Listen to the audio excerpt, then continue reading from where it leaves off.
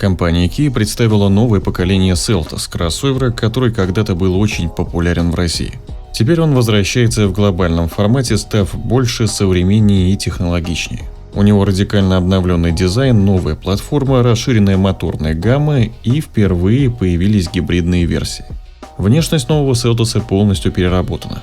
Передняя часть автомобиля получила вертикальную раздельную оптику с LED-секциями и широкую решетку радиатора, в которую встроены фары. Сбоку бросаются в глаза выдвижные дверные ручки, а крыша, парящая над боковинами, сохраняет фирменный силуэт модели. Сзади установлен увеличенный спойлер, вертикальные фонари и тонкая световая полоса, которая соединяет их во всю ширину багажной двери. Кроме стандартной версии, Seltos будет доступен в более спортивном исполнении GT Line и внедорожном X-Line. Новый Seltos заметно вырос. Теперь его длина составляет 4430 мм, ширина 1830 мм, высота 1600 мм. Колесная база увеличилась до 2690 мм. Эти изменения сделали салон просторнее и позволили увеличить багажник до 536 литров, что на 100 литров больше, чем у предыдущего поколения. Платформа K3, на которой построен Seltos, знакома по моделям Kia Niro, K4 и Hyundai Kona. Благодаря ей улучшена жесткость кузова, шумоизоляция и оптимизирован баланс шасси, что положительно скажется на комфорте и управляемости. Внутри Seltos выглядит современно и технологично. Передняя панель построена по горизонтальной архитектуре, а два экрана диагональю 12,3 дюйма объединены в единый модуль. Под ним находится отдельный блок управления климат-контролем. Физических клавиш в салоне минимум.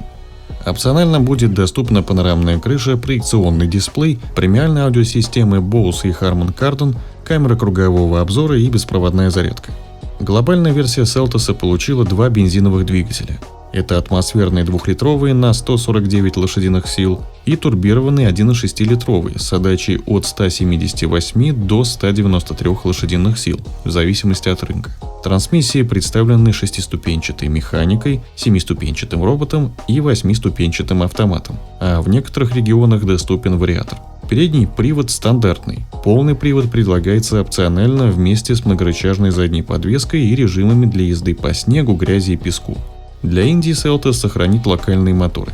Это 1,5-литровый атмосферный бензиновый мотор, турбо-четверка 1,5 литра и турбо-дизель 1,5 литра, а привод при этом у них остается передним. Также впервые кроссовер получил гибридную версию на базе 1,6-литрового двигателя. Точные характеристики пока не раскрыты, но компания обещает повышенную экономичность, эффективную рекуперацию и возможность питания внешних устройств. Старт продаж гибридных Seltos ожидается в 2026 году. Друзья, как вы думаете, сможет ли новое поколение Seltos стать таким же популярным, как первая версия? И оправдает ли гибрид ожидания покупателей? Пишите свое мнение в комментариях. Также не забывайте подписываться на наш новостной телеграм-канал, где каждый день выходят самые свежие и актуальные автомобильные новости. Ссылка в описании и закрепленном комментарии.